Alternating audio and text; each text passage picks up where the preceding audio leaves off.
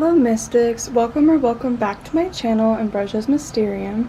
Today we're going to be doing what do people secretly think about you. I feel like it could also be worded as what are people afraid to tell you? Basically, what hidden thoughts do people have about you that they don't share with you? And today we have a few items to pick from, as you guys can see, and I will show you guys each of them individually. So group 1 has this quill. Group 2 has this ring, and I think it's called a dinner ring. It's from my grandmother, and she told me, but I think it's a dinner ring. And then group 3 is this little kind of falling apart ship pendant. I say falling apart because this part like teeter-totters. But that's group 3. And then group 4 is this golden spoon, and on the end of it is labradorite. I don't know if it'll focus. But yeah, so take a deep breath, listen to your intuition, and once you have picked your item, the timestamps will be in the description box below. I will see you all in your readings. Hi group number 1, you guys had this quill, and let's get into your reading. I think I'm going to try to set it off to the side so you can kind of see it. But today we're going to be starting off with tarot cards like usual. So group number 1's angels, guides, and ancestors that serve their highest good. What hidden thoughts do people have about group number 1? What do people secretly think about group number 1? Thank you.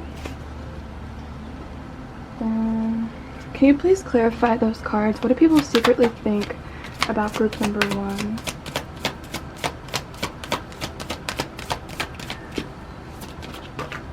Okay, most of your cards fell onto the floor, which is swell, but I'm going to organize all of these cards and we will be right back.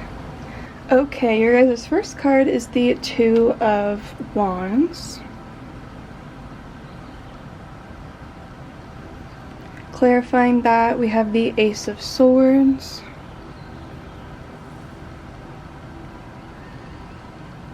Your next card is the World.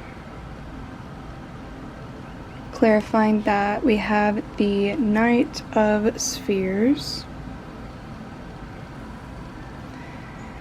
And then last but not least, we have the 6 of Cups. Clarifying that, we have the 8 of Swords and the 3 of Wands.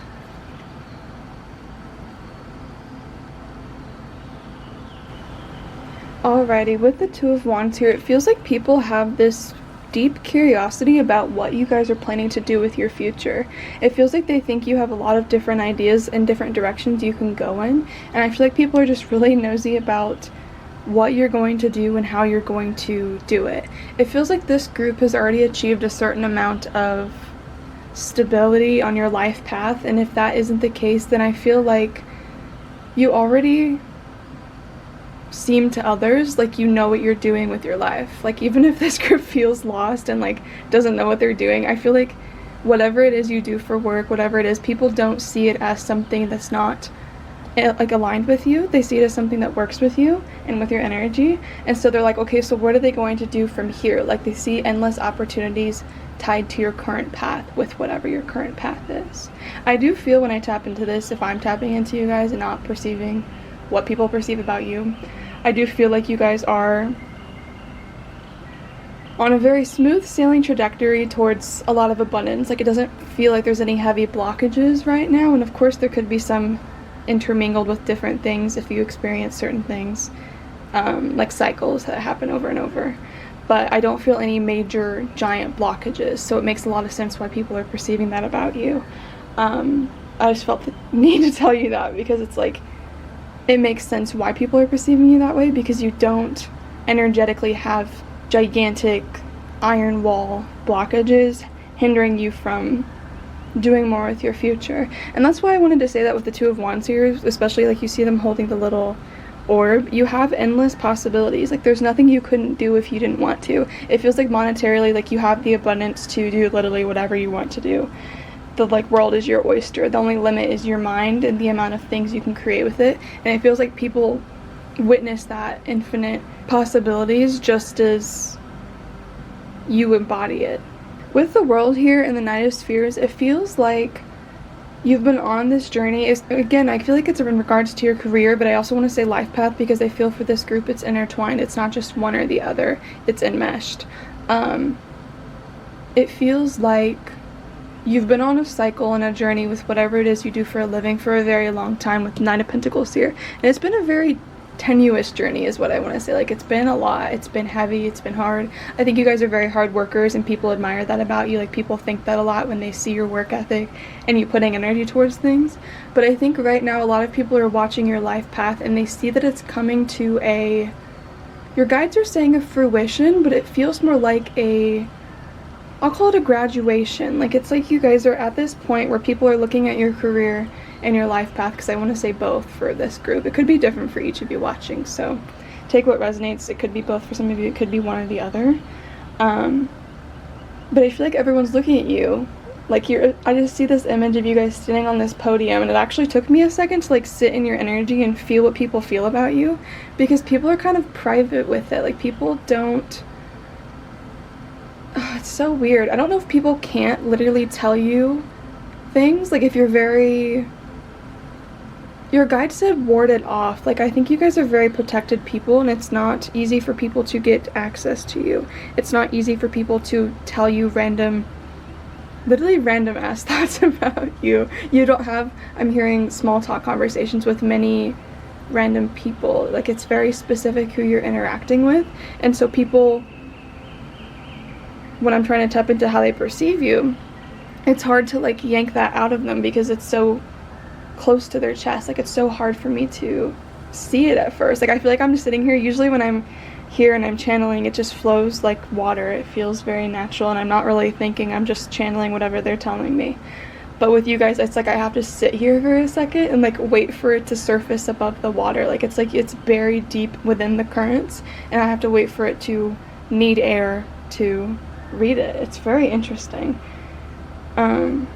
Maybe you experience this a lot. Like, people just won't give you their honest opinions about you, and you just want objective honesty, because you guys feel like Virgo vibes. You guys feel like people who really respect and admire people who are very honest and upfront with you, but it's like people don't do that for whatever reason, is what it feels like.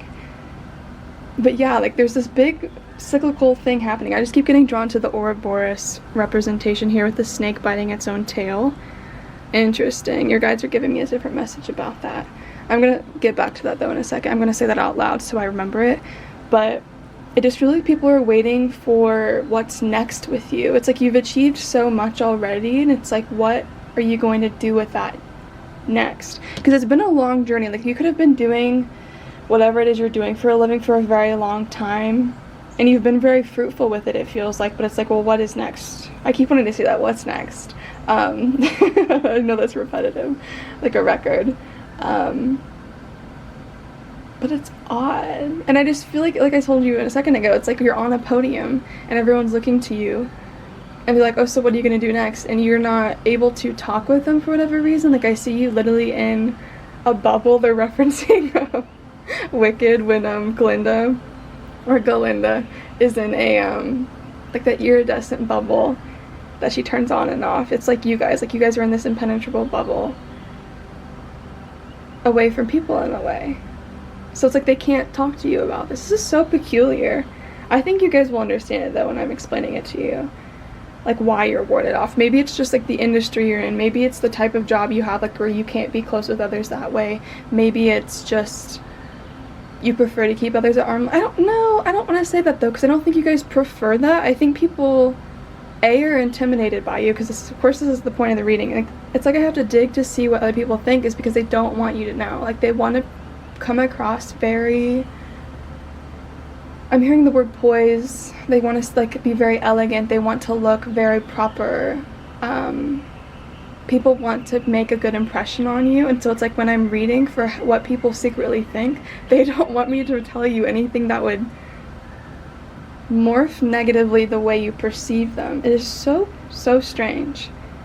People care a lot about how you perceive them. They put a lot of weight on how you perceive them, and I think you know this, and I just kind of get this exasperation when I feel into you guys, because it's like, I keep thinking Virgo. I don't know why. I keep thinking of Virgo signs and fire signs, like Leo, some Sagittarius, not really Aries, but it's so odd. I also feel like with the Two of Wands here and the Ace of Swords, there could be something that you've done differently recently in your career. It feels like there's something you kind of went out on a limb on it. And it's not some big grand thing. Like, I don't think it's like, when I view your career as like an energetic whole, it doesn't seem like it's that crazy of you to do this thing, but other people perceive it as crazy for whatever reason, which I don't really know why. Like, when I'm tapping into it, it's like reading for you guys today feels like opening up a giant book. Like, usually readers talk about how they will like tap into the Akashic records or whatever it is. Usually for me it's just pure channeling from whatever your guide's saying. Like, that's my strength. I remember I got my astrology read, and I'm saying this for other people who are readers on here, and I have like my Mercury conjunct my Neptune, so it's like the classic like channeler thing, and so it's really interesting to hear how other people channel, because I don't have any thoughts necessarily when I'm channeling, and so it's like with you guys, when I'm trying to channel, it doesn't want to flow. Like, it's like they're turning off the water. Like, I know I keep using water as like an example, but it's like they turn off the water because they don't want me to see certain things, but it's not hidden. Like, there's certain things, you know, as a reader, when you're tapping into things and you're like, okay, well maybe ethically I shouldn't tap into that, but this isn't that. This is just like, they for whatever reason are very discreet about the things they think about you. Sorry, I had to take a minute and try to remember what I was talking about, because for whatever reason your guides are wanting me to go on a segue with that. But I was explaining the reason, or the way I channel is very, or it's channeling, like it's not reading. Some people see things, and I have a mix of all. Like, I don't have any clair that's not working for me, but with you guys specifically, this is why I know I went on a segue. The reason why I was talking about that is it literally feels like I am reading your Akashic records to explain this to you, which I don't usually do. Like, I don't specialize in Akashic record readings. I honestly don't really do it for myself either. I've done it a few times, but for you guys, it's like, I think it'd be very vital for this group to get an Akashic records reading. It just feels like people can see your soul's blueprint when they look at you. Like, you're living the embodiment of what you're meant to be doing for a living, and because of that, people can look at you and see what you're meant to be doing, and see that you are doing what you're meant to be doing. But it's like I'm literally opening up this book, and that's why I wanted to say Virgos, because it feels very orderly. Like, the way I read you feels very different from what I usually do when I read people. Like, I'm flowing usually. I don't have any like organization with it. I just let it be. But with you guys, it's like I feel the need to categorize things more, which I think is a reflection of how people perceive you, that you have a very contained self-image. It's the same way that other people are contained around you. They view you the exact same way. Like, you have two modes. You're either with your walls down, or you're the opposite when your walls are up. And I think it's very dependent on who you're in the company of. So like, if you're with people you're very comfortable with, I think your guard's down and you're fine. You're chilling. You're the most authentic expression of you. But then you have this public front that you put on for other people, and it's very, you guys are using imagery again. I don't usually get imagery. It's so interesting. I know I keep saying that, so my apology, but it's cool to experience a different type of channeling than I usually channel. So it's fun. And I feel the need to point that out to you guys because it shows how unique your souls are from whoever I usually read for. It's like you're buttoned up. Like, I see your guides are so funny. It's like you're wearing a literal hazmat suit is what they were showing me. Oh, it's like Monsters Inc. adjacent. That is so funny. Yeah, it's like you're wearing a hazmat suit. So like, I think the reason when you guys are out in public and you have a very calm, cool, collected vibe, and you don't like to give too much of your, I'll say your quirks, I'll call it your quirks away. When you're in this job, this life path, whatever this is, You don't like giving many of your quirks and not even insecurities, your unique qualities though, your quirks. That's the best word I have for it. Because you think that it will make people not be able to leech off your energy as much. I think, like I was saying earlier, that's why you keep people at a distance. Like literally this card has like the circle around this person, and in a way for you guys it reminds me of like just being wholly protected, feeling the need to be protected. This group should definitely wear protection. If it's a crystal, if it's a talisman, whatever it is, you guys should definitely wear something that's tied to you that can protect you. Spiritual hygiene for this group is very important. But I think you guys have this idea that if you're if you're coming across a certain way, if it's very cool collected, like I was saying a second ago, that people can't leech off of your energy, right? But I don't feel like that's the case. I honestly feel like it's the opposite, because I think when you guys are like that, your energy is so compartmentalized in this tiny box, when your energy is usually very vast. Like when you're with the people you love and the people you feel comfortable with, your energy is very vast. And when you keep it holed up in this tiny little box, other people can sense that. Like that's what I was trying to get to a second ago. People can sense that that's your energy. And because the authentic version of you, the expression of you, isn't being shown, it feels like people theorize 20 times more because of that than if you were more open. I know this was a kind of random segue because the reading is like what people perceive about you, and this is their perception of you in a way. They sense your true soul. Like it's like you have like this lock and key on what you let people perceive about you, but people can still sense you. Like I'm saying, you feel like a very big energy, you feel very vast, you feel like, it makes me think of a genie. Like when you have a genie and they come out of their little, what are those things called? Like it's not just a bottle.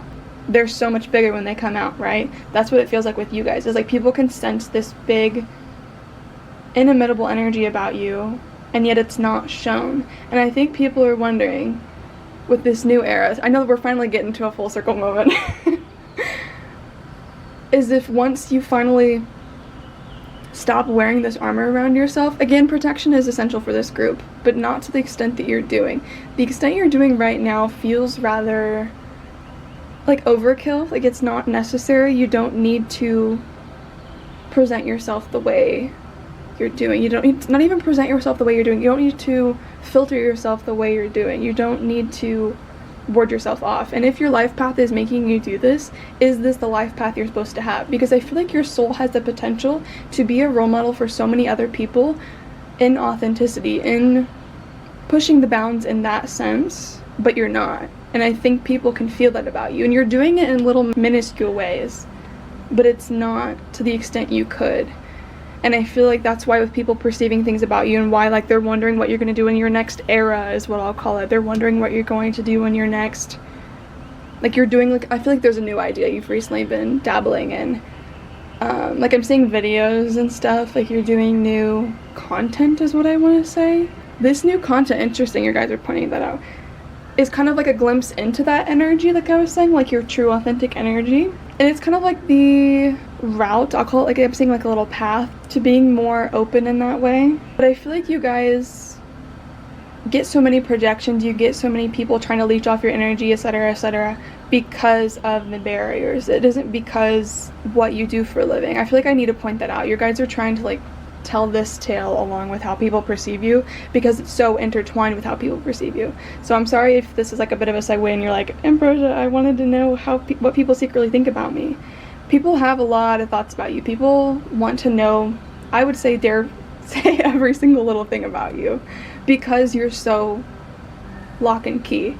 Whereas usually when I tap into this energy and I'm like, oh yes, this is healthy, like you're keeping yourself private, for you guys, your energy doesn't require that. You guys are very naturally protected in like the ether, in the spiritual realm. Like I said, if you had like a talisman on you and you had something on you and you had normal spiritual hygiene, you'd be good and set to go, because your energy is built for this. Like you were supposed to do what you're doing for a living. That's why I was talking about the Akashic records and like opening a book with this group. That's why I mentioned the channeling shit, is because you're meant to be doing what you're doing. People can sense that about you, but you're putting too many guardrails on how you're doing your job. You don't need to filter yourself in the way you're doing. People would benefit from hearing your authentic truth, from hearing I'm hearing like if you've struggled with things, like you've struggled with mental health, if you struggled with addictions, if you struggled with anything, people would benefit from hearing that, because I feel like you have a really wide audience of people, like a very diverse audience, and it would benefit these people to hear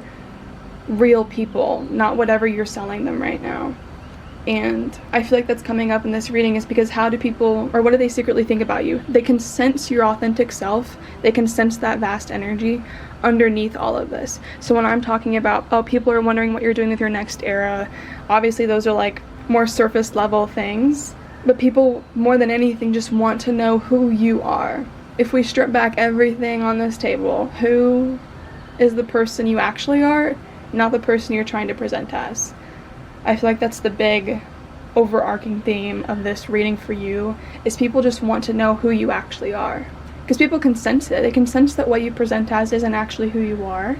And I feel like I keep wanting to like mention the book thing earlier, like Akashic record things. You're definitely doing what you're meant to be doing for a living. Like, and I think you know this. Like, obviously, whatever you're doing for a living is what you're meant to be doing. It feels very, like, it'd be silly to imply it wasn't what you're meant to be doing.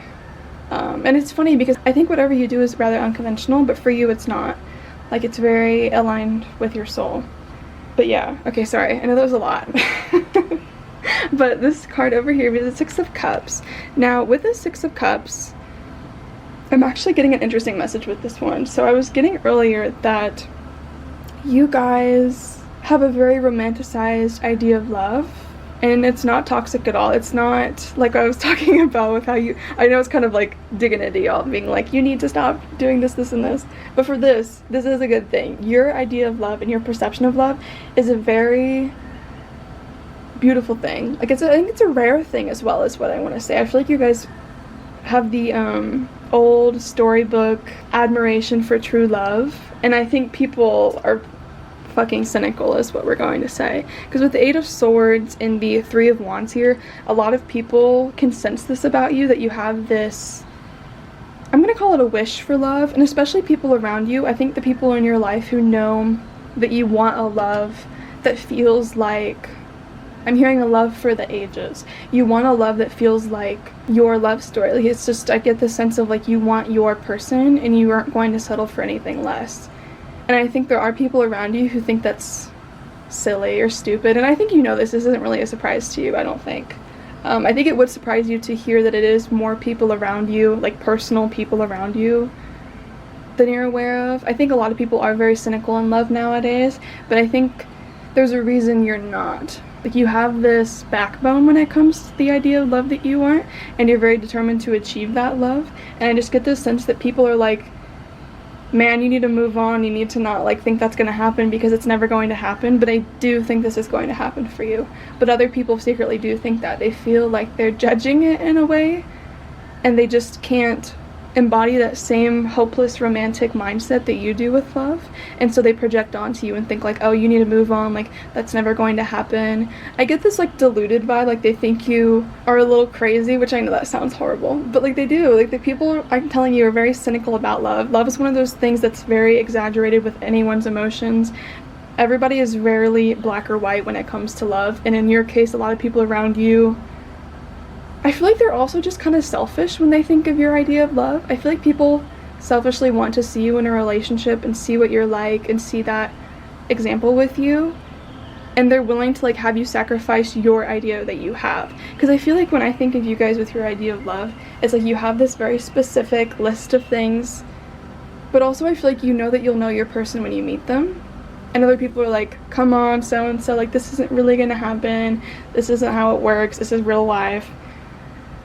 And they project onto you. It's really odd, but I also think it's a selfish reason. Like, people either I was getting this when I first started reading for you, I think people just want to date you, so it's like they're selfishly like, you don't need to hold out for this person because they want you. B, people just selfishly want to see what you'd be like in a relationship without considering like that if you were in a relationship that wasn't this, then you would be deeply unhappy, right? I just feel like that on a soul level for this group. But I think sometimes people are like, they can like just get over it, and like we can all like have a happy time and have a couple, because there might be people around you that are also in relationships, and they like are like, well, if you get a partner, then we could all go do this together, because right now you might be like the single one. First, maybe that's not all of you, But yeah, people are really odd when it comes to your love life. They like to project onto it because I think a lot of people in your life haven't held out for their idea of love or what they want, and so they just expect you to do the same thing. And like, there's this weird thing of people like to watch you. We started this reading off with that. People like to watch you and project onto your life and perceptions. A lot of it because you keep a lot of it secret. But it's just so weird. Like, it is just so weird. I don't know why people give a shit so much, but I think I'm gonna pull a couple more tarot cards just to see if there's anything else. I know this group's kind of long today, but that's okay. What is group 1? What do they secretly think about group 1? I think your group's just rather complex because you keep so much hidden, so it takes a second when you're a reader to like soak in your energy. Yeah, we got the 10 of Cups. I feel like people envy your lifestyle as much as they admire it. This is the Page of Swords. Yeah, like people have a lot of immature thoughts when it comes to your life. Like people will just think a lot of random things about your life. They'll envy, I think, what you've built for yourself, but at the same breath, I think you're very genuine people, and people will really admire and like respect what you've achieved for yourself. But you're a catalyst for other people's insecurities. So like you trigger other people so that they know they're meant for more. I hope that makes sense. Like with whatever you've built for yourself, you trigger other people and they might be jealous, but it's because they're meant to achieve the same wealth that you have, and they need to believe in themselves, so they should look to you as an example, not as like a jealous figure, you know what I mean? And I think it goes both ways. Sometimes people are very happy for you and they admire you and they respect what you've built for yourself, and other times they just wish they could do the same thing and they think they can't.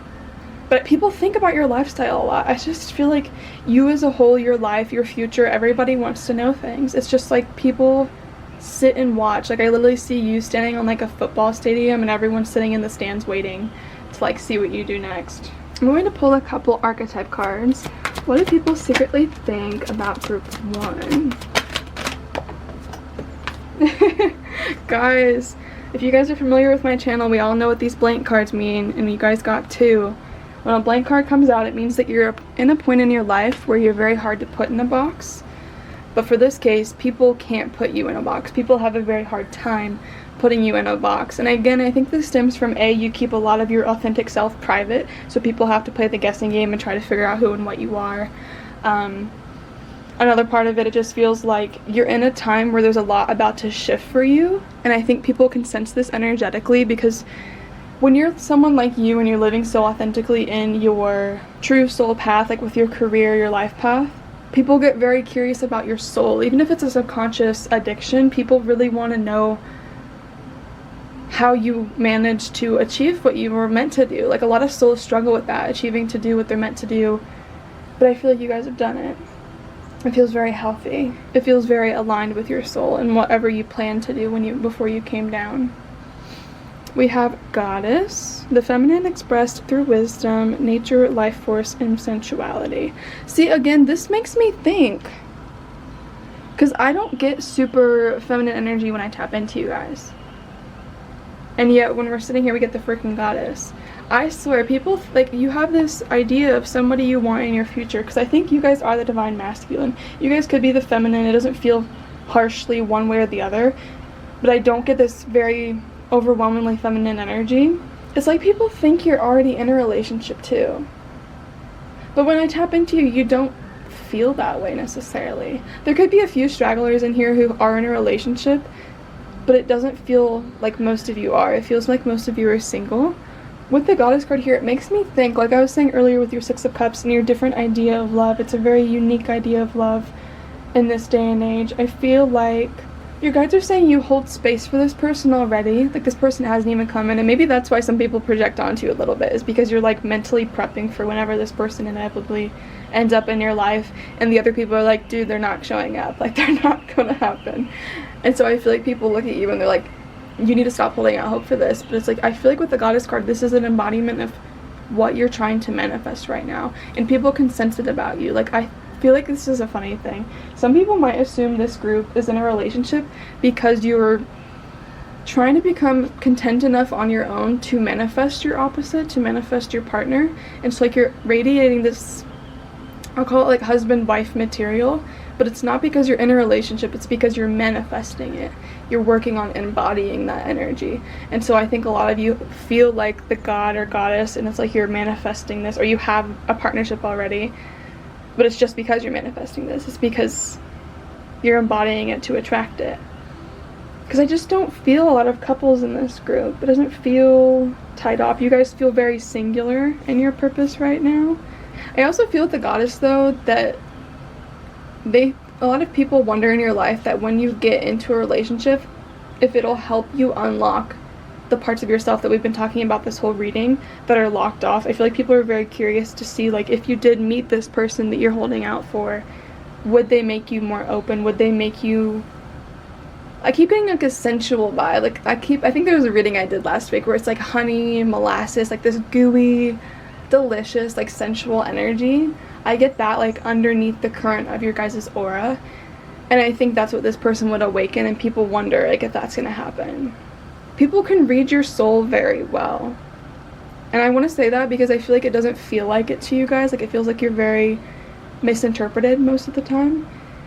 But I think people can sense your soul very well subconsciously. They just can't put it into words, so it feels like you're not getting received properly. But I think people are perceiving you properly. People view you as this very grand, otherworldly being. It's very odd. Like people respect you immensely. Even if you stir insecurities, it's never because of you as a person. It's because of their own feelings, and they know that. People are aware of that. They know whenever they have toxic like thoughts about you, it's because of them, not you. I don't feel any harsh projections that are negative onto you. And that's why I was saying, like, if you were to stop filtering yourself so thoroughly, it would benefit so many people, because it doesn't feel like you have all this negative attention. Sure, there can be some people, there's always people that hate on shit, but you just feel so protected with positivity. Even if there is negativity, that the positivity far outweighs any negativity. What do people secretly think about group 1? We have guys, we have the river. I was just talking about that earlier. I kept talking about a river as my explanation for like gifts and how you guys feel, and we were talking about water so much, so that's actually crazy. The river, the stream, the flow, the current. There is a reason so many rituals of change and rebirth take place in the river. It is forgiveness embodied in physical form. Without asking anything in return, the river washes away what is no longer necessary, smoothing over sharp edges and accepting all our mistakes and grievances. Once we step in, we are no longer in control. The river carries us farther down the stream of transformation than we planned to go. Its waters have a special gift for reflecting back to us new and dreamlike vision. Once the tears have passed, we see ourselves as we haven't seen before, with a little more lightness, grace, and fluidity. Keep in mind the you that stands within the river is the real you, full of deep emotion and potential. Nothing to hide, nothing to judge. May you drink in the sight of your true self. How perfect is that, group 1? The river is the real you, full of deep emotion and potential. Nothing to hide, nothing to judge. May you drink in the sight of your true self.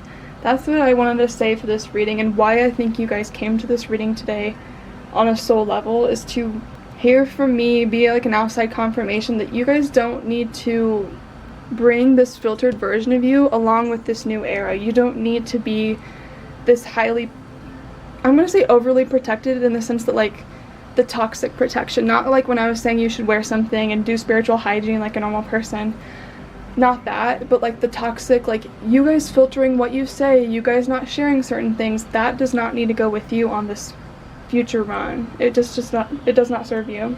I also feel like you guys need to forgive your past self for the way they were and the hardships they endured.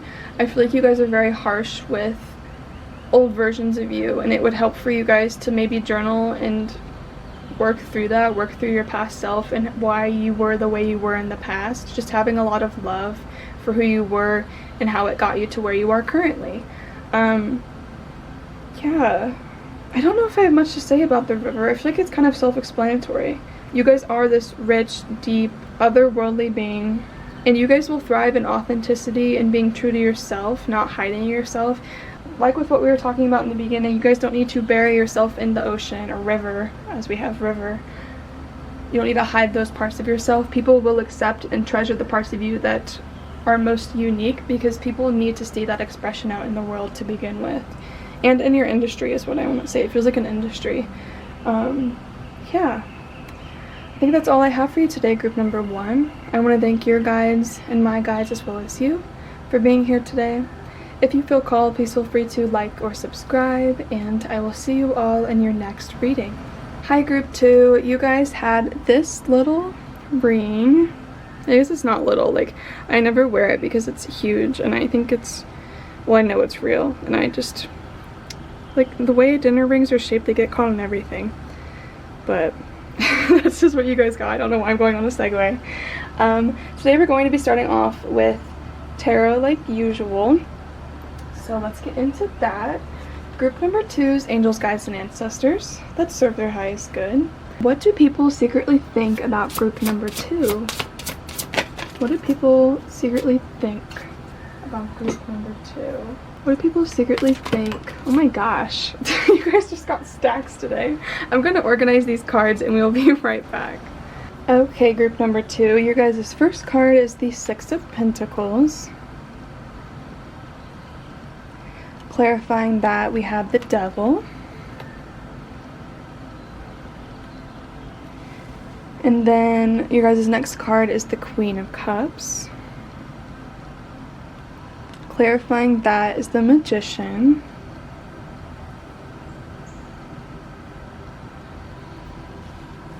And then your next card is the Queen of Pentacles. Clarifying that, we have the 2 of Swords and the 4 of Swords. I'm hearing this quote in my head when I tap into you guys. I will not accept a life I do not deserve. You guys have this inner tenacity to achieve the life you want, because you guys are so, I don't even want to say confident, but I want to say stubborn enough to pursue this over and over and over until you achieve it, or to just even pursue it and to just think like, yes, this is inevitable, that this is going to be my path. I think that's why you guys are going to manifest it. You guys are my group where it's like you might seem a little crazy to everyone else, but you're going to achieve the life you deserve, the life you are meant to have, because you're that kind of crazy. And I don't even want to say crazy, because I'm literally a psychic. You guys know this. You're here right now. I don't really believe anything's that crazy, but I just feel like you guys have this beautiful dose of whimsy about you. Like whenever people have this trend right now online where they're trying to put all these whimsical things into their life, you guys are the embodiment of that naturally. You guys aren't behaving for the trends or whatever it is. I think you guys are just very naturally unique, and you're doing your own thing, and people notice it. They notice that you, like, what's that quote? Why am I getting quotes today? You guys could be writers or something, like songwriters or writers in general, poets. When you dance to the beat of your own drum. I just keep getting random quotes. With the 6 of Pentacles here, I'm actually getting an interesting first message, and I honestly think this is one of the big reasons why your soul is drawn to this reading today, is because with the 6 of Pentacles here, you guys give a lot. And I don't want to say like it's monetary, because I think you guys are building your abundance. You guys aren't as far along on your physical abundant journey as you'd like to be. But I think the big lesson for you all right now is how much you're giving to other people. Of course, this doesn't just have to be money. For you guys, honestly, for most of you, it is not money. I think it's your energy, I think it's your time, I think it's your attention. Like, honestly, just literally your physical attention on people, on things. Everybody wants a dose of your energy, and I think it's because you are like magic in human form. You are like, if you put stardust in a little bottle, stuffed it in there, like a little pixie dust bottle, that is you guys. You guys are the embodiment of that. And I feel like people just have this, it's like an addictive, like the devil here, like people get rather obsessive with you. I think you guys notice this too, but you guys are also very humble. I get like Chiron placements, like you could have Chiron conjunct your ascendant, but you guys just feel very down to earth and humble. Like you don't, I feel like this group wouldn't perceive themselves as pretty. or you wouldn't perceive yourself as a catch or something, despite everyone around you viewing you this exact way. It's so odd. And I was gonna say it's so humbling, but it's not. It's just very odd, because it's like you have all these people admiring you and adoring you, like fighting to get scraps of your energy, and yet you just don't see that aspect of yourself. And I think people know this about you, and I think some people, toxic people in your life who aren't meaning to be toxic, but with the devil card here, it's like their tendencies are to be toxic, even if they aren't aware of that. I think they know that you don't have super thick boundaries with yourself at times, or with your time and your energy and your attention. And it's not just that you're like a people pleaser, because I don't think it's as simple as that. I just think you guys are very good-natured, kind-hearted people, and you like to give everyone your full attention when you're with them or when you're hanging out with them, or you like to make time for everybody naturally, because you guys are just very authentic and you're very giving. But I think this is the big lesson that your guides really want you to lock in on. And they're showing me this imagery of you guys having these different bottles around your waist. Like I was just describing you as a little pixie dust bottle. Think of having like 6 pixie dust bottles around your waist, okay? And I want you to think like, okay, you only have 6 to give for this week. Who gets one of those? And if you have to work on stuff on your own, do you need to keep one for yourself because you need to fly over to I was gonna say Costco. I was gonna use a magical word and then Costco came to my head. Do you need to fly over to Costco and get some grapes for whatever recipe you're going to make? That's a horrible example. Grapes are horrible as an example. I feel like you don't really bake with grapes. Maybe you do. Anyways, but it's like, how much energy can you give before you have none left, right? I think that's a big lesson with this group, because you guys are in a prime time where you are manifesting something big in your career with the Queen of Pentacles here. But with the 2 of Swords and the 4 of Swords, a lot of people around you do not believe in you. A lot of people around you, the things they're not telling you is they think this is not going to be a fruitful venture. And I know that's rather harsh, but I want to be honest. I don't want to like lie and romanticize the cards for you. But when I'm tapping into it, it just feels like people are looking at your path and are like, what is she going to do? You could be a she. I do feel there's 2 queens, that's why I'm saying she. You don't have to be a female though.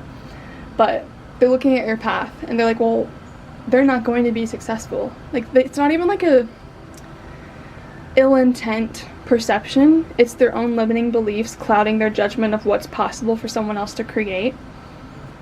But it's not them looking at you and thinking like, oh, I don't like them, so they're not going to be successful. It's just them looking at your path being unconventional, and they're like, well, that's just not possible.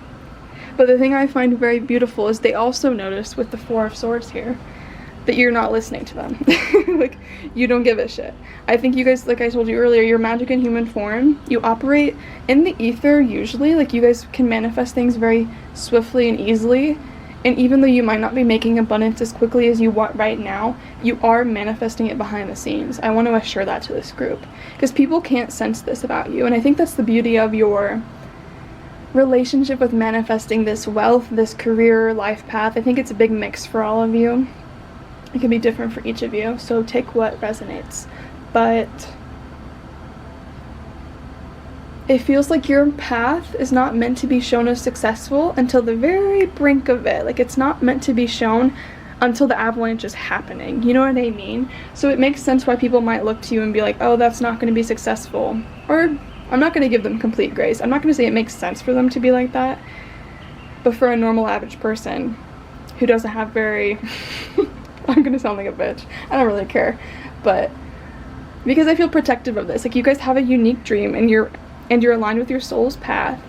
And yet people are projecting onto you because your dream is unique, because you're meant to do it, right? You guys are pursuing whatever you're meant to be doing because it's your dream.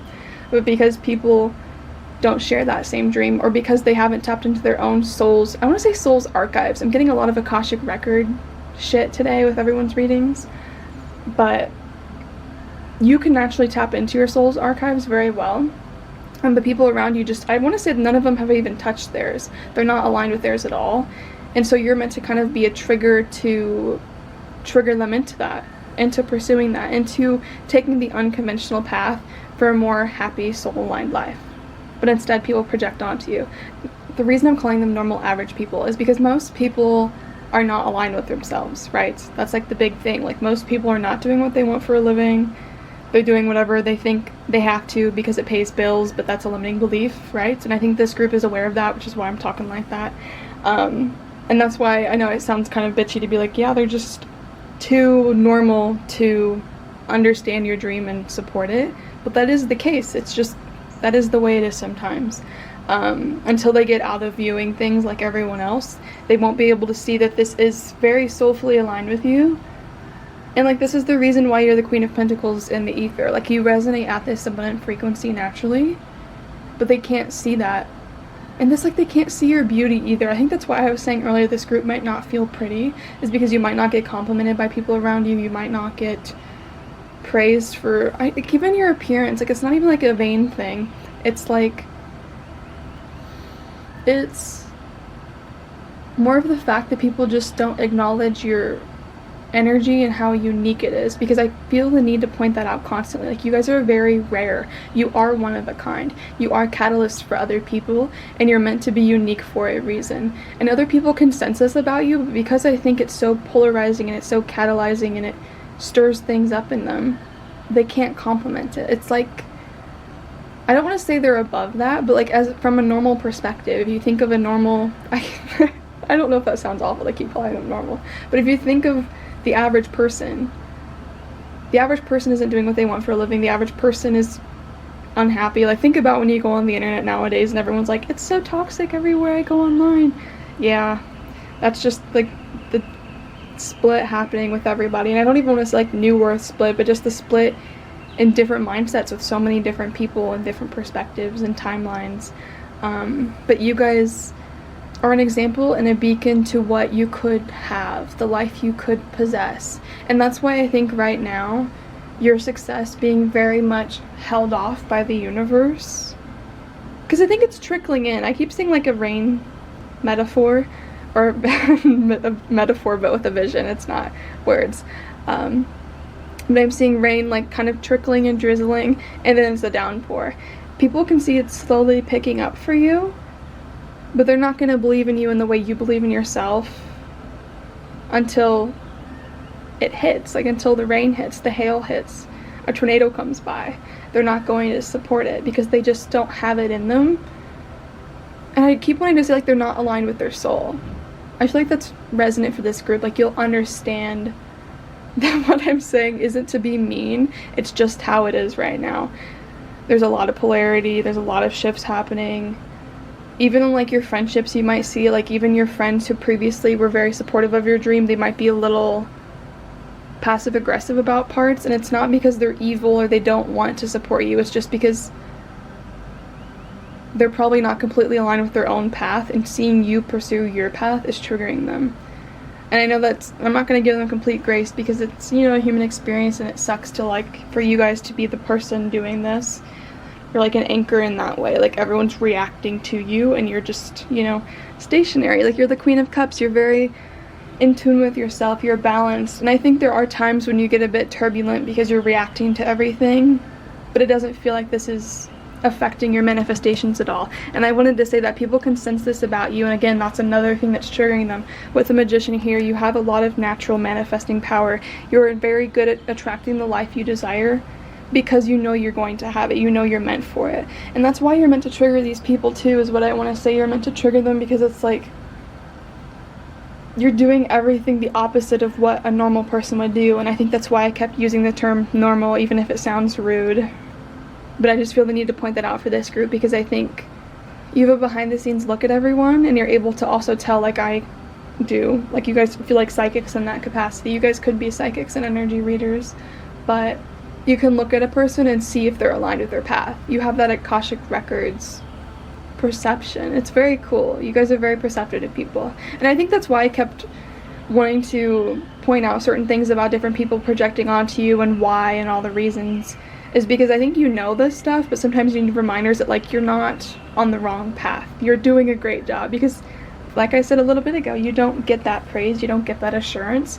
And even your guides might forget sometimes. Like, you might have to ask your guides, hey, show me this sign when I'm on the right path, because I think even your guides just have full faith in you, and it's like they're kind of more behind the scenes watchers, not a passenger seat driver with you, and so I think they even forget sometimes to send you signs. They just see that you're so aligned that they might need a little bit of a, hey, send this to me if I'm doing this. But yeah, I do feel though with this card here, and I was saying this is why I feel like you guys showed up here today, for a few reasons. A, you're on the right path. B, you are going to manifest the life you deserve. It's just going to be like nothing and then everything. Like, it's like you're going from very slow to like all of a sudden everybody is in your circle, right? But also with this, be mindful of who you surround yourself with. I think right now, because things are so chaotic, you guys are taking a lot of the energy on from people around you, people you're triggering naturally from being your authentic self. But just be careful who you're giving those pixie dust bottles to. Be careful who you're sharing a lot of your personal future plans with. Because I don't think people are intentionally trying to be malicious around you, but people are in a lot more polarized states. They're very extreme. It's not just, I support you and I care about you, so I'm going to support you. It's like they may support you, but then they're projecting onto you. I would also say for this group to try to have a little protection jar or something to protect whatever it is you're building. If you're not like a, I don't want to say a witch because I'm not a witch, but I, you know, do protection and dabble. But if you're not comfortable with jars or something, keeping like a crystal somewhere, or some type of talisman or whatever you resonate with as protection, keeping that near your workspace would be very beneficial to this group as well. But yes, I'm trying to think if I want to do a little roundup. So what do people secretly think about you? People can secretly sense that you're going to be very successful one day. People can sense that the life path you're currently on is going to be the thing to make you, I want to say millions, honestly. Like, you guys are meant to be known. You're meant to be successful. And with the Queen of Cups here, people can sense that you are really good at manifesting the life you want and that you're very cemented in your perception of what you deserve. So you're going to achieve it. You're going to attract it. And that's triggering people. So people have very extreme, I want to call them intrusive thoughts about your path, about what you're building, because they just don't know any other way currently. They don't know how to regulate their energy in the same way you have. And I think people notice that. Like, that's why they want your energy. Like we were saying earlier, people are obsessed with being around you. They want to have that internal state that you have. They don't want to think negatively about the things you're building like they're doing, but they just don't know how to do it the way you're doing. Like, that's another way you're being an example for other people. You're teaching them how to embody this higher vibrational state naturally. It's very beautiful. But people can sense that, but they can also sense when they're not being your biggest supporter. And I think people are aware when you pull your energy back and you need to not be around them. And I don't think they judge you at all for it, is what I want to say as well. Like, if you're taking some more time for yourself than usual, people do support that, even if they are a bit grumpy about it at first. What do people secretly think about group? All the cards keep falling in piles on the floor with this group today. We have, see, I love this. We have the Hedonist. Inspires creative energy to embrace the good things in life, celebrates the beauty in yourself. Shadow attributes: pursues pleasure to the detriment of health, indulges at the expense of others. See, the shadow attribute is what people sometimes project onto you when they're triggered with their own life, not because it's what they think about you. I think people perceive you as the hedonist. They respect and they honor the way. Interesting, honor. I was going to say admire, but honor is beautiful. I think people do put you on a pedestal in that way, because we literally have two queens coming out. People view you as this regal force, a leader, someone to look up to, a role model. But with hedonist, people admire how much you bask in life and how much you make the most of the cards you've been dealt. We have networker. Enhances unity through the sharing of information, engenders social awareness and empathy. Shadow attribute: conveys information only for personal gain, spreads fear and falsehood. Yeah, I don't feel those shadow attributes at all for you. With the networker here, I feel like you're very good at making friends with very diverse types of people. I also feel like with whatever you're doing for your life path, you being a networker and you being very naturally magnetic is very beneficial to you, and people can sense that about you. I think people are, see, I get this envy feeling again. People just have very extreme feelings about you. They can't feel neutral to you is what I want to say. It's always all or nothing. You guys could have some Scorpio placements in your chart. You could have some, like, it's like you could have a first house in Lilith, or Lilith, I can't even speak. Your Lilith in your first house, or even your 12th house though. It's so interesting. We have Samaritan. It says, refines your capacity to help those you would prefer to ignore, shadow attribute, exacting appreciation and recognition for the help you offer. See, I think you might need to kind of exact appreciation and stuff for the stuff you offer. Because it's like sometimes people just don't give you the credit you deserve. But with Samaritan, I think people do think that about you. They know you are a very good person. And I think that's why when they don't support your path and they don't believe that it's going to be fruitful, it's like they also turn back to the Samaritan card and they're like, well, they're a very good person. Like, I admire this person. I admire what they're doing for a living, even if I don't necessarily believe in them, which sounds so awful. But I think it's more of a reflection of themselves is what I want to say. And I think you guys know this, but I just want to point that out. It's not because of you or anything you represent in your energy, but it's what you provoke in others. But people do perceive you as very good people, very giving, kind. What do people secretly think? Oh, see, everything comes out so fast for your group. Oh wow, we have number 5, the orphan.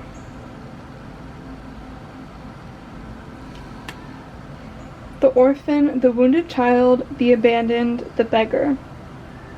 To study the orphan is to study the deep and challenging energy of our time. We are ever more connected, yet face collective isolation. The refugee crisis haunts our planet, children are separated from parents, and the earth begs for our attention. We are in a time of universal orphanage, of nature, of each other, of our own hearts. Take refuge in the fact that we all share this core wound and dilemma. It is normal to fear this card as it haunts the caverns of the soul. When it appears, take time, real time, to be in the presence of the feelings this card stirs in you. Let it humble you. What are you starving for? What is the deepest gift you could imagine giving to others? What has been rejected is quite possibly what is most needed, dear one. I honestly feel like with the orphan card here, I feel like in some way you guys do feel abandoned. Like I was saying, you don't get praise. You don't have people who support you wholeheartedly. Like, yes, people think you're good. Yes, people admire the way you see life and experience life. And yet people around you still don't believe in your dream, which is very, very hard to witness and bear.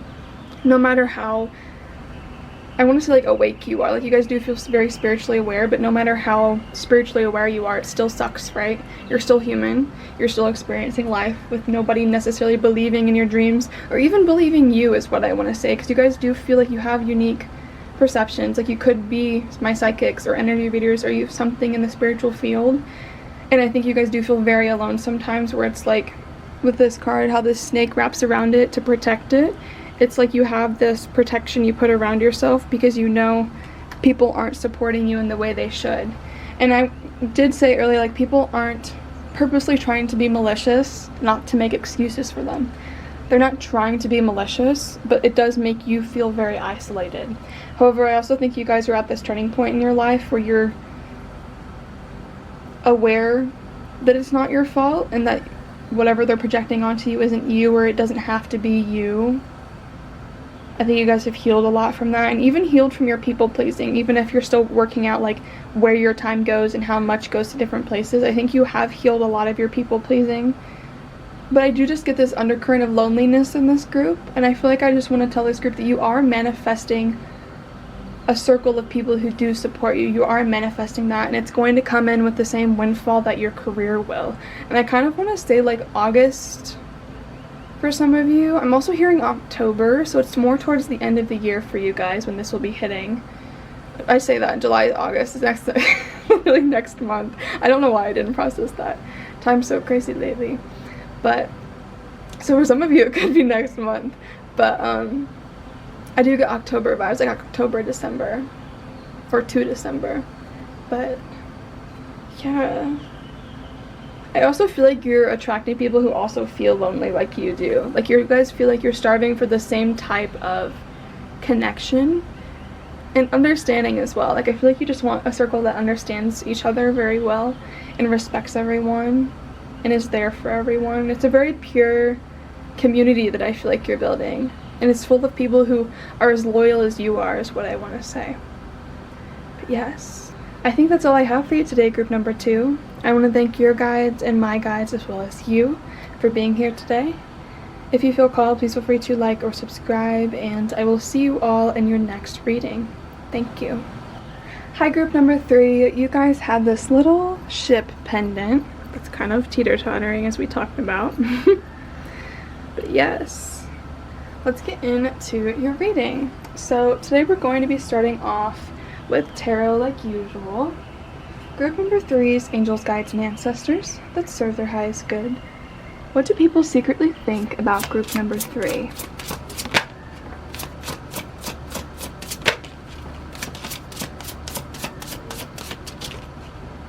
What do people secretly envy about group number... Envy? See, what the fuck? Envy? Why is that coming up? Y'all. It's so funny because when I first sat in your energy, I was like, people really like group number 3's hair, and that's so freaking random, but I feel like people really like your hair. But then envy. You guys could have a lot of, I want to say evil eye, not to scare you, but to make you aware. A lot of people projecting envy onto you, but let me organize these cards and we'll be right back. Okay, group 3, before we get into your cards, I had this random song pop into my head. It's actually these random lyrics I wrote ages ago. Maybe I'll put it on the screen as I say it. I'm trying to think of how it started. It just slipped out of my head. It was, my heart is shattering under all this force, and all you can do is ask me for more and more. I feel like people have a tendency to want to take and take and take from you, which is a very odd first impression. Like, that's a really specific thing, but it was popping into my head as I was organizing these. The lyric, and all that you can do is ask me for more and more. But then it's, what is it? It starts out with, my heart is shattering under all this force, and all you can do is ask me for more and more.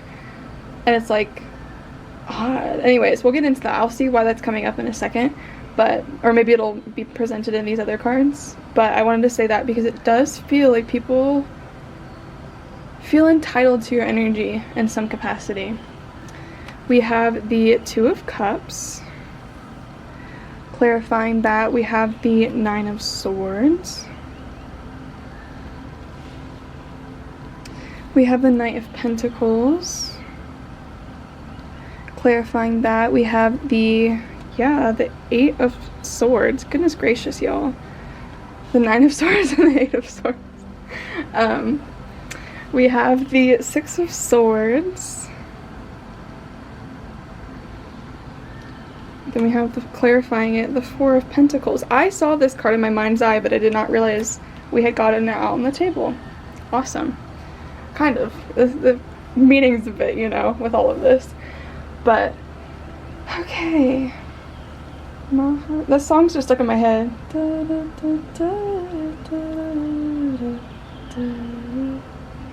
It's just so random. That song is so random.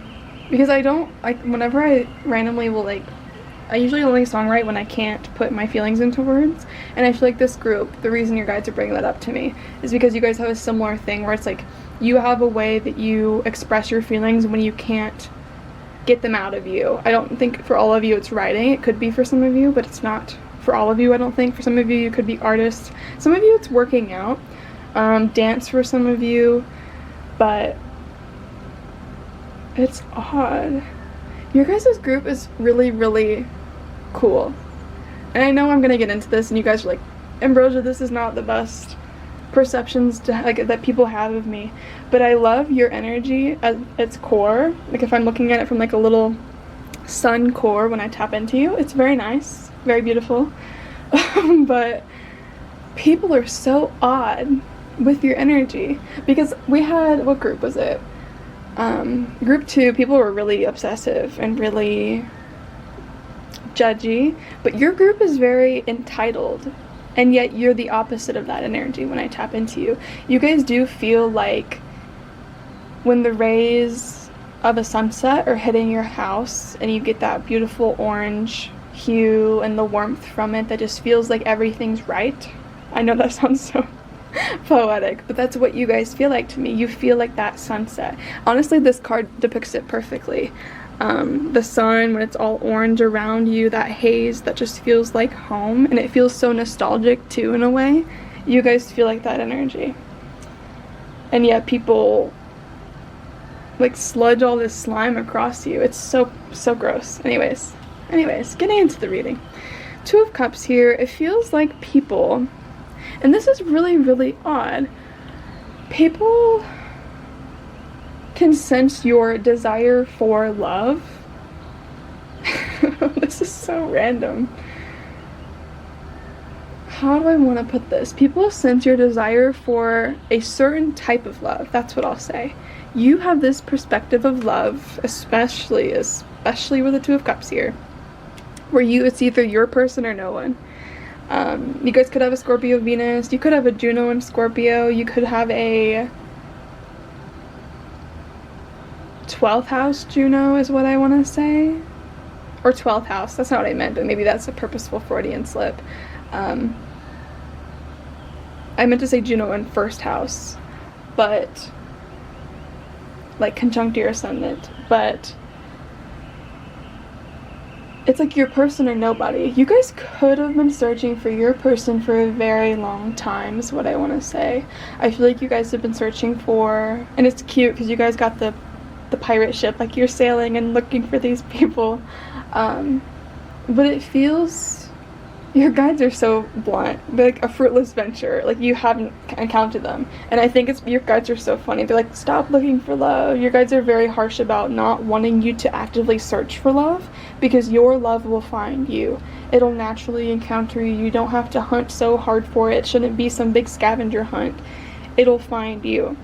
But with this being in regards to people and what people secretly think about you and want to tell you, but don't, with the Knight of Swords here, people mourn the idea and the fact that this is how you perceive love. And it's because everybody, like I said earlier, they want you. Like, people have this weird entitled claim. It is so weird. I'm literally seeing like a depiction of a claw machine. It's like you guys are in the claw machine, like different versions of you that you are with other people, and they like want to just take every single aspect of you. It is so weird, because you guys nowadays feel very to yourself because people are like this. People with you are all or nothing. They want all of you, or not even none of you. They want any scrap of you they can get, honestly. But I feel like people mourn the fact that you're not someone who, your guides are saying you're not someone who sleeps around, you're not someone who, I want to say you don't go on like random dates often, because if it's not your person, it's nobody. Sorry, group 3, I had to change my battery for a second, but yes, it's like it's your person or nobody. And I feel like you have this instinctive knowing that you're just going to know them when you see them, which is so funny. Like, that's something I've always believed for myself, and I love when you're a reader and you'll notice certain people like manifest, or I can't even talk, when people in your readings are attracted to you energetically because you share random qualities like that. Like, that's such a random specific thing, but you guys share that with me. I also am inclined to say, because they have 2 different skin tones, I feel like some of you might be attracting somebody from a very different culture, like they're very different from you, which I keep thinking of astrology today for some reason, but it makes me think of a Juno in Sagittarius, where it's like they're just very different, or even a Venus in Sagittarius. Like, you're attracting somebody who's going to teach you about the world or a different culture in some capacity. But people just get really fed up over it, and it's not because they don't like your idea of love in general, because they like it if it were for them, but because they're not your person, and it's like you put very strict boundaries up in that way, them knowing that they can never earn you or get you somehow, some way, because you don't have a conventional idea of love, or you don't just go on dates for the hell of it or hook up for the hell of it. People are very up in arms about that. That is such a specific thing, but that is so comical. Anyways, let's see. We have the Knight of Pentacles with the 8 of Swords. What is that about? can you please extra clarify what the Knight is? Thank you. We have the, oh what? The 10 of Pentacles. This is interesting. I think a lot of people in your past, when you were pursuing whatever path you're on currently for your career, I feel like you've hit this recent, this is interesting. If I were to be an outside observer looking in on your path in your career, I would say you're very successful. I would say you're at a very good, stable point in your journey, but your guides are saying that you would describe it as a plateau, that you would describe your career as hitting a point where it's not progressing the way you want it to, and like it's not innovative anymore, it's not new and evolving in a very, I don't want to say fruitful way, that's not the right term, in a very, I'll say catalyzing, like it's whatever your path is right now with your career, I'm hearing it's not going to help as many people as you want. Like from your perspective, it's not going to help as many people as you'd want to help, because the way you guys are taking it isn't the path that you want with it. I hope that makes sense. But from outside observers, people would see you as very successful, very fruitful. But for you, you're looking at this journey and you're like, no, we have so many blocks. We need to work through this, this, and this. Or that you don't like the way I'm hearing you're being managed on certain things in your career, and you want to do more because you think that's what's going to be the true success. Like that's what's going to bring you the true success, is if you change certain things. And if certain people, I'm hearing, outgrow whatever their current perceptions are of what you can do in this path, it feels like you're the innovative person in your group, and people are aware of this. They're aware that if they took your advice more with whatever your career path is, that you would be much more successful in a very healing way. Like you would, I'm hearing heal the masses, like you would heal so many more people if you did things in a different way, and people are aware that you want to take that leap and take that chance and do something new, and yet they're not doing it with you, which is so weird. I want to ask why. Why are they not listening to group 3? Thank you. We have the Justice card as well as the Page of Cups. It feels like a lot of people around you are scared to jump in the deep end, is what your guides are saying. I think with the Justice card here, you guys could be Libra signs. You guys could have a Libra moon as well, is what I feel. But anyways, it doesn't matter. Zodiacs don't matter.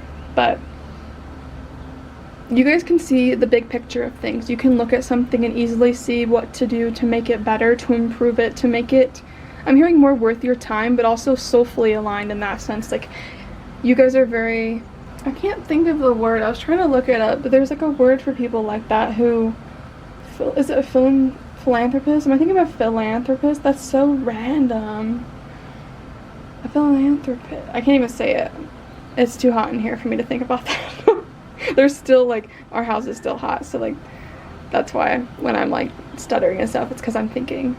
But it's like you guys are, I think it is a philanthropist. That's so random. But anyways, you can see the big picture in a way that your group cannot. Why do I want to say group? I had this happen like weeks ago where I kept getting readings with groups. This could be this, like, these people coming back. Where it's like you work in a group. That definitely could be this group coming back to do this again. But it's like your group can't see that vision currently because they're looking at it through very, I want to say immature eyes, but it's not maliciously immature. It's just like they just are too scared to take the leap. But you aren't. You guys are very cutting with your future. You're very daring, and it's very cool. But I think right now you wouldn't come across that way with the Justice card. I think people perceive you as somebody who might do that. Like you're hearing like a cautionary risk because you would take the leap and just suddenly impulsively hire somebody that's very different, or like take a whole different career path move that most people wouldn't. You would do that, and I think people kind of keep their eye on you for that because they don't know what you're going to do in your next phase of your career. It's like they don't know what you're going to do next. They can't perceive you. They can't figure out what you're going to act on. And it's like you feel like a blind spot in that way, is because they know your eye is set on the prize of what feels most abundant to you, not just physically, because the Ten of Pentacles is physical abundance, but I always talk about that card. It's also emotional wealth. You're set on achieving the same emotional wealth you have achieved financially, and I think that's the biggest danger to the business people around you, is what I want to call them, business people, because if you pursue that and it's outside the bounds of what they think they can control, then that is scary to them. But I think it's your biggest strength, honestly, because you're taking a risk that other people wouldn't, and you're going to achieve the Ten of Pentacles because of that. And they can sense this, but I think they're just too chicken, honestly, with the Page of Cups. They're too naive to know that some risks are worth taking. But yes, now with the Six of Swords and the Four of Pentacles, I started off earlier talking about that lyric, so now I'm getting a different one. What is that quote? If I gave you my last breath, you would ask if you could have my lungs, just 'cause. It's like this entitled energy. And I'll try to write the quotes on the screen as I do it so you guys can see them. But it's just like this inherently selfish, entitled energy that people stake onto you. Like, I'm seeing, like, literally when someone, like, this sounds kind of gory, but it's like, imagine like they write something on a piece of paper and then they like hammer it into you. That's what I'm seeing in like the ether. People have this habit of doing that with you. They like need to have you around. I want to know why though. Like, why is this so intense? Why are people so obsessive and entitled with group 3? Thank you. We have the Page of Spheres and the Five of Cups.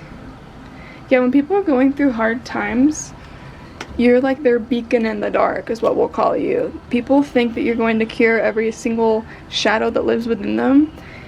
And I think you do have a very healing presence. Like we were talking about the sunset feeling when we first started talking on here. Like you feel like that if I strip away all the sludge people are trying to stick onto you. And so it's like people get too attached and too used to being around that energy, and so they just don't want to let go of it. They just can't let go of it for whatever reason. They don't know how to be without you. They're very dependent on that source of energy. You could be everyone's like therapist friend. You could be the person everybody comes to when they need something, the person everyone relies on. But I think with the Six of Swords, you've recently been trying to distance yourself from that so extremely, because I think you are that to a T, but I think you've been trying to kind of veer away. I'm like seeing the ship again. Veer away on your own ship away from that bullshit, because it's like, I'm hearing like from your perspective, like I can't be that person for everybody. And I also feel like you don't have the same support that you receive. You don't have the same support that you give everyone else. And so it's just not going to be sustainable for you in the long run until you achieve it. And I think that's why you're holding out for like this love, is because you want someone who loves like you love, to the same depth, to the same selflessness as well, is what I want to say. But yeah, people can sense that you're pulling your energy in and they get more clingy. You could notice that with people as well. People just need to randomly show up at your house, is what I'm hearing, or spend time with you, or people complain about not seeing you enough. It's like an energy thing. It's not because of anything you literally do. It's just like you're so naturally healing to other people. But I just don't feel like you're getting the same attention in return. And I'd say to be cognizant of that, but I think you already are cognizant of that, and that's why you're retracting your energy a bit. But yes. What do people secretly think about group 3?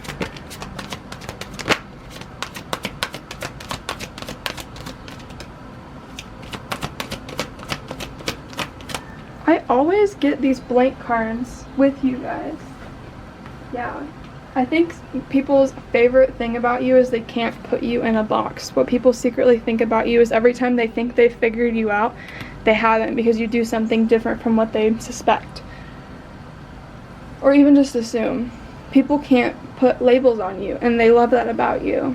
I also want to say with this, like, the tarot cards, I wanted to kind of give a summary of what people think about you but don't say. So we have this card here. People have a love-hate relationship with your idea of love because they want to be that person for you, but they know they can never be that person for you. A lot of people want to romantically be with you, but they know it's not possible. Like, they're aware of that.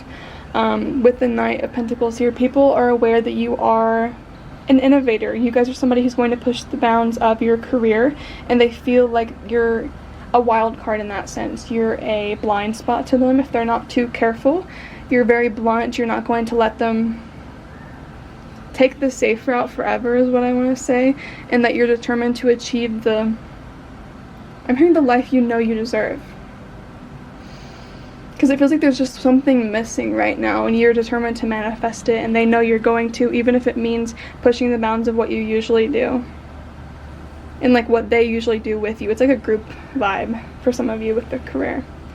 With the Six of Swords and the Four of Pentacles, people can sense that you're trying to retract your energy from everyone else and trying to prioritize it more into yourself and just conserve it and keep it safe. And because of that, people feel very, I want to say greedy, like they get very territorial and greedy with you, like when you do see these people. I think people are a lot more territorial over you than you might be aware of, and maybe you are kind of aware of it, but to like, it's very devil card coded, it's very intense, it's very secretive, like people probably keep tabs on you online every time you post something. People are paying attention. We have the Addict. Oh my god, I just said that. I was talking about their like addiction to you. Helps you recognize and confront addictive behavior, shadow attributes, compromises integrity and honesty, allows an addictive pattern to have authority over your inner spirit. Yeah, people can sense that, like, they secretly are all obsessed with you. Like, I feel like usually when you get these readings, everyone wants to hear that, but like, I don't know if you guys would. It's just really weird. Very intense. Because I think you guys would be fine if it was your person obsessed with you, but you don't want all of this other flood of people obsessed with you. You just want your person, but then you have all these other people who are like tugging on your energy. I think you're doing the right thing though with prioritizing your energy more and conserving it to yourself. Even if it means you're a lot more isolated now, I do think you're going to find your person eventually. I'm not getting really timing for that right now, so it could be different for many of you if that's not coming up. But people just don't want you to know how obsessed they are with you, how addicted literally they are to you. Like, they need your energy, like they're so feral. Goodness. I'm gonna pull one of these cards. What do people think but not tell? Group number 3.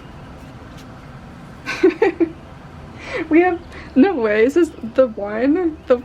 I was literally starting this reading off by saying they want to be your person, they want to be the one to you. And then we get that card. That is so funny. The One, non-duality, one love. Is it unus mundus? Unus mundus. I think that's Latin. Maybe I'm really wrong about that. Anyways, our ability to experience this archetype firsthand is limited. It comes in brief and potent moments that we are left to savor for a lifetime. The One is both the energy that unites all living beings and our capacity to sense this intimate union. This archetype eludes us most of our lives, appearing as a concept in a distant galaxy. Yet when we are in the midst of its power, a solemn reverence falls across the land. We glimpse ourselves in the vastness of all consciousness and are neither small nor large within that field. We are neither important nor unimportant. All duality fades and we are left with what is. The precious knowing that life is a gift, and we are both the giver and the receiver of this fortune. I do think you guys have a very healthy perception of life with that. Like, you guys know you are, I'm hearing the rich and the poor. You guys could have had like a rags, that sounds bad, but rags to riches story in the sense that you came from, like, I'm hearing working class or middle class or even like poverty, and you've built yourself up to like whatever you've come to be today, where you do make a lot more money. But I think because of that, you guys are very humble and people admire that about you. I think that's why you are this archetype of, like, people want to merge with you and be your person, is because you are this beautiful balance of, you aren't arrogant with whatever you've achieved, and you're also humble. You and yet you have achieved what you've achieved because you believed in yourself, even if your story is a very unconventional one, is what I want to say, for how you've achieved your abundance. But I think people admire the way that you make the most of your life and trust that things will work out for you. It's like you guys are really good manifestors in that way. Like, people can see how you've manifested your life and how it wasn't just a simple like fate thing. Like, you created the life you deserved. I kind of want to pull back and talk about those lyrics again for a couple of them. because it's what people secretly think but won't tell you. I think people are aware that you don't like how obsessive people get with your energy. You don't like that people feel entitled to your energy because most people aren't giving you the same back in return. And I think that's why whenever you try to take time to yourself, people don't always try to invade that personal time, is because they know they aren't matching what you're giving, because you have a very unique frequency in that way. Like, you want your person, and your person is just as unique as you, is what I want to say. Like, they know they can't, like, pretend to embody what they are, because you're rare and this person matches you, right? You're a pairing, so they can't match that rare frequency. I'm actually, for your group, going to pull paper slips for what physical features about you people are obsessed with, since it keeps coming up, and I didn't get specific ones besides your hair, which is so specific, so random. What are people obsessed with group 3? Okay, bear with me, group number 3. We got quite a few. We have dreams of you. I'm telling you, people project onto you, and it would not surprise me if they dream of you often, because they just romanticize the shit out of what your friendship with them is. And which is probably why you're like, I'm gonna stick to myself, because people are just projecting. Green eyes. We have slow burn. I'm telling you, people create these fictional stories about you with them. We have analytical. I think you guys are very smart. We have piercings. So if you have any piercings. We have pale skin. We have sharp jawline. We have intense chemistry. You guys could be the type of people who have really good chemistry with anybody. Like, you could have chemistry with, like, a rock. And so people, like, love that about you. Unexpected timing. Perhaps you show up in people's lives at the perfect timing. Guarded heart. Like I was saying, people can sense that you're trying to protect yourself. Old soul. Definitely. We have freckles/moles. Some of these don't want to focus, but I feel like since I'm reading them, it does not matter. We have passionate. I honestly feel like you guys aren't always outwardly passionate, but people can sense it about you. Like, you feel very intense, even if you're not always very vocal about your passions. We have ambitious. Definitely, I think you guys are very hard workers. And we have business partner. Like I said, you guys have very good business minds, and I think people fear it as much as they admire it. But yes, oh wow, it's blurry. That is all I have for you today, group number 3. I want to thank your guides and my guides, as well as you, for being here today. If you feel called, please feel free to like or subscribe, and I will see you all in your next reading.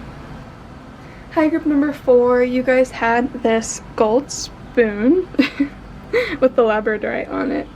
I feel like I don't really care if it focuses right now, but today we're going to start off with tarot like usual. And yeah, group number 4's angels, guides, and ancestors. Let's serve their highest good. What do people secretly think about group number 4 but not tell them? Thank you. And can you please clarify those cards? Thank you. Most of them fell on the floor, but I'm going to organize these and we'll be right back. Okay, group number 4, I just want to say as a little disclaimer, you guys definitely could have been drawn to another group because you have crazy repetitions present. Obviously, that's only for a very specific few of you, because I feel like most of the readings are rather detailed, like they're very specific. But yes, your guys' first card is the Queen of Cups, clarified by the Fool.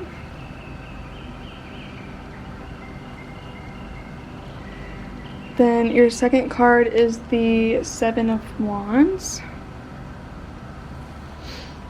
Clarifying that is the Queen of Cups again, which is crazy.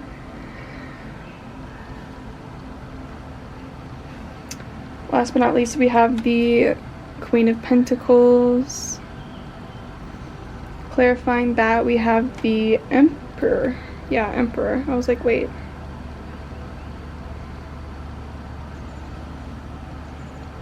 With the Queen of Cups here, I feel like people admire how much you are willing to take a chance on unconventional paths.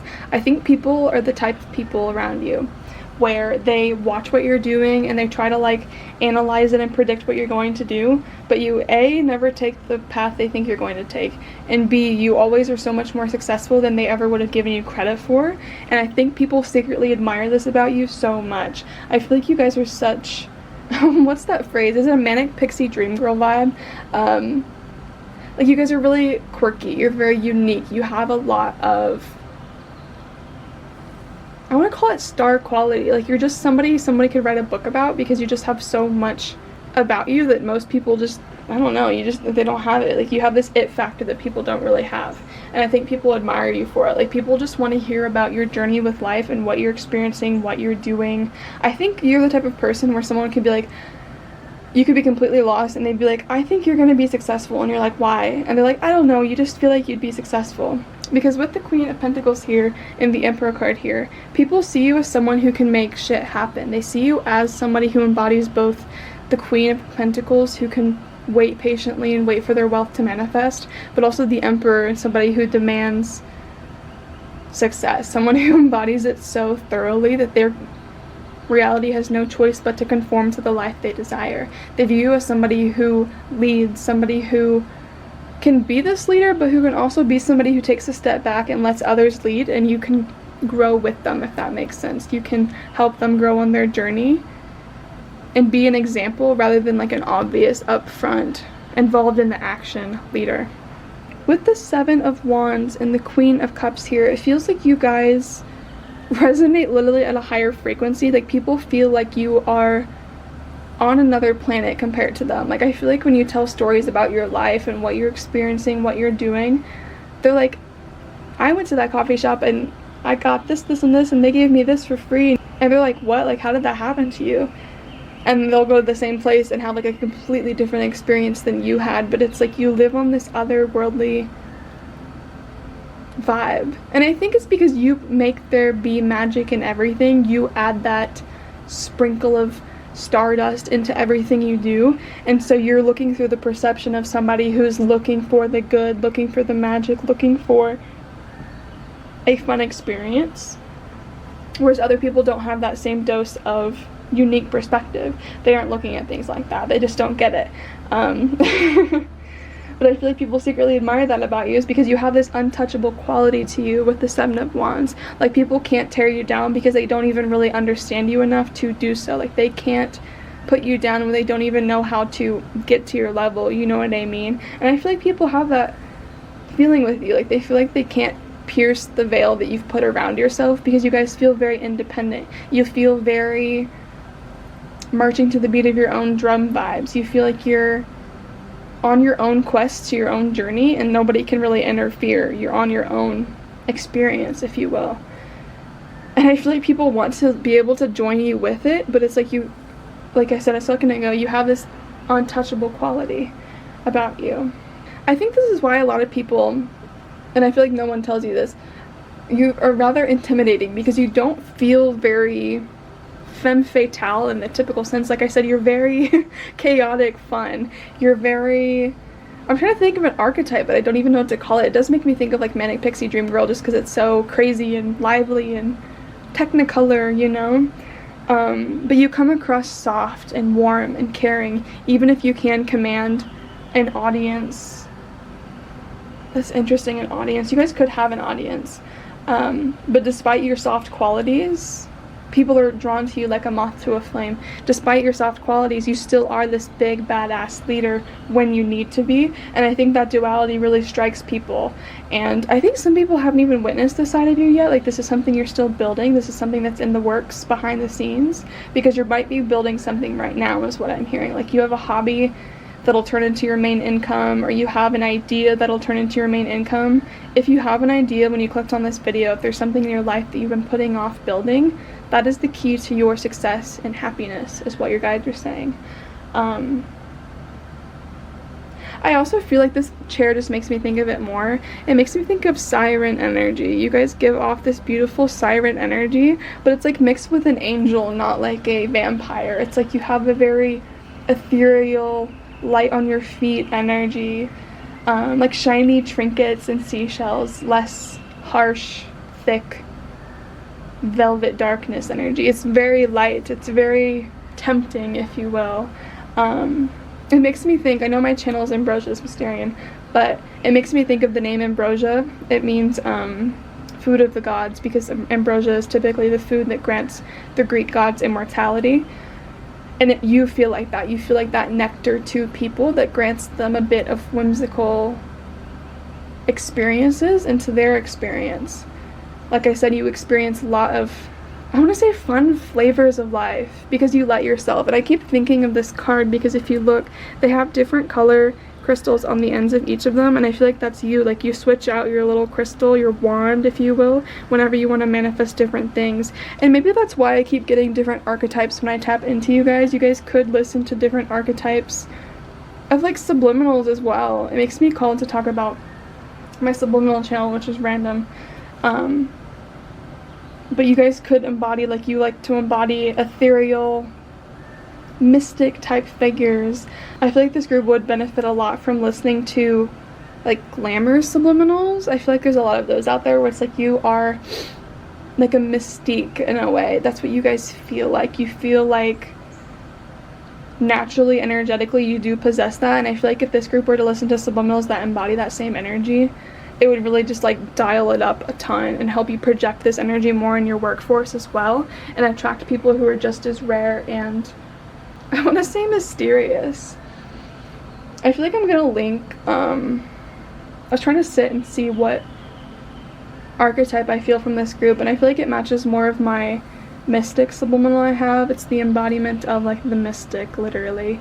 But I'm gonna tag that for some of you if you're interested in it. But it just feels like if you guys listen to a subliminal like that, or even a different one, like if you want a more like even a vampiric vibe, even though I said you guys feel lighter, I think you prefer to come across lighter. I say prefer with quotations because you guys are malleable. You guys are like clay in that way. But I think you guys prefer to come across lighter at first sometimes because it's easier to like get your foot in the door with other people because people are less intimidated by it. But either way, you have this aura of darkness, of like of beautiful darkness though. Like, think like it's sprinkled with twilight, you know. It's not heavy icky energy, it's beautiful tempting energy. You can dial it lighter or darker depending on what you need, and I think people love that about you. But then again, I don't think people have seen this side of you. They've seen this lighter, softer side. This is what people are going to start seeing from you soon. I think people can sense this in your aura because this is like the, what do people secretly think about you? They do start to wonder about this, but it feels new, it feels fresh still in the ether. It doesn't feel like an energy that's very grounded because people haven't really gotten to sense this to its full capability yet. So I think people are very intrigued by what you're creating right now, what you're building, because energetically, subconsciously, they can sense that you're about to be born into this new version of you. It's like you're creating a new mask that you can wear for your day-to-day life, like a new wand that you can use for your day-to-day life. You're creating a new one right now. That's so cool. I feel like I did I don't know what group it was or what reading it was, but there was a reading where I was talking about masks and picking and choosing your favorite ones. Was it? Not last week's. Was it Soul Signature? I think it was the Soul Signature reading. You guys could be from that group where I was talking about you can put on different energies from different timelines and incorporate it into this life. Shout out to you if that was you guys. That's just really cool. Because I think you guys are that. I think that's what you're tapping into when you guys are embodying these different states, is you're tapping into alternate versions of yourselves and different timelines. And while people can't directly state that, because most people aren't thinking like that, right? I think people can sense the valuable energy that you naturally possess. But yes, before we get into any archetypes, I want to say that people, what do they secretly think about you? They secretly think you are somebody who really takes chances on what you believe in. You're somebody who pursues the unconventional path because it is what is most aligned with you at your core essence, is what I want to say. You're somebody who's willing to take a chance. People see that about you. They see that you're not going to sacrifice your morals or your character or your uniqueness just to earn whatever false abundance is what I'll call it. You're very devoted to pursuing things on your own terms that are aligned with your soul.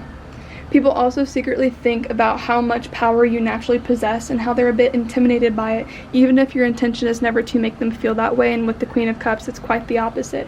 You're trying to make people feel comfortable and at home and seen and heard, and yet people do feel like you're on a different wavelength than them at times. But it's in a very alluring, thought-provoking way where people just want to know more and more about you because you're so unique and interesting. But then also people can secretly sense the power you're about to use to birth a new age for yourself, creating a new archetype and energy for yourself. I feel like people can see how you turn, what is the phrase, like Rumpelstiltskin, straw to gold. You guys really have like the Midas touch in a way. You guys can attract abundance to even the most desolate of places, is what I think people see in you. That you bring, like I said earlier, a sense of magic to wherever you go. What do people secretly think about group 4? Dude, I've gotten that card for every group today. Why is the blank card so obsessed with you guys? I don't know. I don't know. But yeah, so when we get the blank card, my viewers who are familiar with my readings, I always keep these in as a call that people, especially, it depends on the reading, of course, the meaning fluctuates a tad, but in this reading, people secretly think about how they can't put you in a box. And I know, I'm just hitting this. I know we were talking about how you have the ability to adapt to your environment like a chameleon. You can put on different hats, you can swap out your wands, you can build in any environment. You are an architect of the ether in that sense. People can sense that about you, and I think people heavily admire you, but they're also a tad bit intimidated because they don't know if they can reach that level. Even if you're coaching people, some of you could be life coaches, is what I'm hearing. Even if you're trying to get people to raise to that level with you, some people are a bit intimidated by it because you just have so much up your sleeve, is what I want to say. Like, you're so innovative and you're so, I want to say futuristic as well. Like, you just have so many unique ideas and they're like endless. It's like having a pot of gold that you can endlessly pluck more and more coins from. We have the Damsel. Understanding the nature of healthy romance inspires you to rely on yourself. Shadow attributes: waiting for a knight to provide for you, seduction by romantic illusion. Sorry, it's hard to read that sometimes in the light. The Damsel is what I think your guys' front often is this light, very princess vibes too. Actually, maybe I'll link, I have a Princess of Dreams subliminal. I just want to link all the archetypes for you guys since you guys are so, like, you're fun with it. Like, you love learning to adapt your energy to different energies, and I feel like me putting on different subliminals for you gives you different options if you guys want those for your toolkit, if you will, of different wands that you can use. But I think you guys usually keep this damsel thing, like, you guys are the type of people to pretend you don't know how to do something just to make people feel more comfortable. It's so funny. I really do think, like, with the mirror here, some of you could be witches and you could be into glamour magic. I just get this very Aphrodite, but it's like a Venusian energy is really what I feel with it. But I think the damsel is how you present and how people might first perceive you because you're so free. You're just on your own journey, experiencing as you wish, trying not to take life too seriously. And some people might, when they first meet you, take it as a lack of power, but then as they get to know you more, they can see that you have this undercurrent of, like, it makes me think of Mars conjunct your Pluto or Scorpio vibes, or even just dominant Pluto placements like on your ascendant or your 12th house. It just feels like you have this undercurrent of intensity that radiates from your aura the more people spend time in it and soak in your energy with you. And I think with this card here as well, the more they spend time in your environment and see how much you provide to the world. And I know that's a grand statement, but I feel like you guys just brighten up every space you walk into. You bring magic to every space that lacks it. Guys, we have the Midas/Miser. When I was just talking about earlier, you guys having the Midas touch.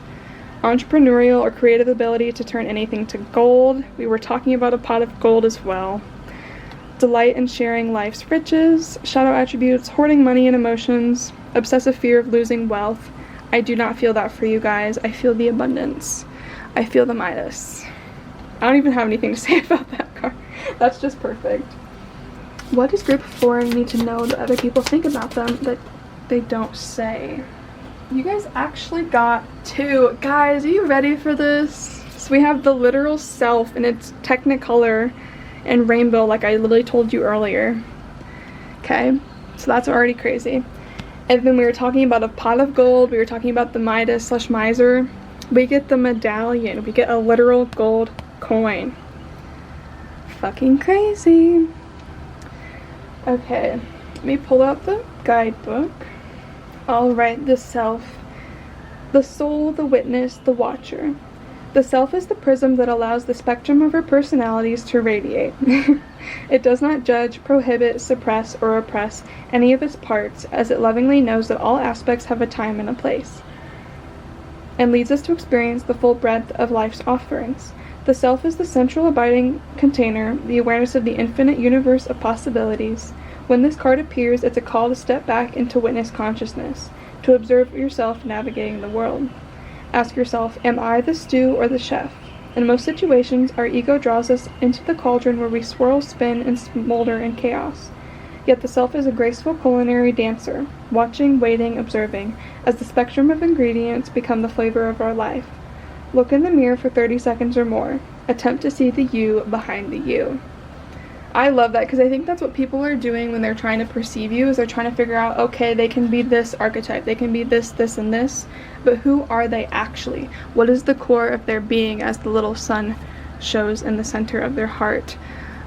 Who are they underneath all the roles they can play? And I feel like that's what people are trying to figure out with you, is like you're just so incandescently, I want to say solar. You're so vast with your possibilities as a soul that people are just trying to figure out, what is your soul? What are you truly? It is very beautiful. You challenge other people's idea of what you can be. The medallion, the amulet, the talisman, the heirloom. The passing on of sacred objects is an ancient ritual within families, between lovers, and in tribes across the globe. We gift jewels, treasures, keepsakes, and mementos of all kinds. Some of great material value, others hold emotional resonance, and still others with both. Yet when these gifts are bestowed upon us, it is important to recognize that they may bind us to an unspoken agreement or promise. When the medallion card appears, be aware of how the objects you hold dear may be embedded with unconscious energy or expectations. Materials hold consciousness, and it's time to reconcile the vibration of the objects around you. What do you collect and covet? Why? Is there an object you have held on for years that you are ready to release? Perhaps it is time to reach for the medallion that aligns with your deepest values. I think this card is a call to you specifically to figure out, what do you want to be known as? Like, you guys are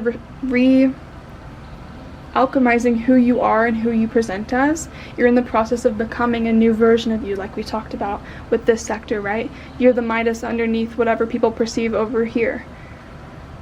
I think this card, the medallion, is a call to, what do you want to be known as in this life as your dominant energy? Try to embody that wholly. Try to ensure that you're thinking as that version of you in your day-to-day life. Like, what will you dress at? What will you talk like? What will you eat? How long will you sleep? What time will you wake up? Think of random little minuscule things about your life and try to embody that energy constantly. Because I think since you guys are so multifaceted, finding a dominant energy to kind of latch onto in this new era is really what's going to help you manifest at a quicker rate, because you're not focused on adapting to everything, you're just embodying your truth. What is the true version of you? We were just talking about that. People don't know and people can't read it, but you should know, right? You should know what to cling on to and what you should adapt as in this new era. Because I think you're about to manifest something very big and kind of birth a new time for yourself, but your guides want to ensure that you're birthing something that is in pure alignment with your soul. So I think right now you taking a step back and trying to really evaluate yourself and figure out what you're becoming and why you want to become that is really going to be essential for this group.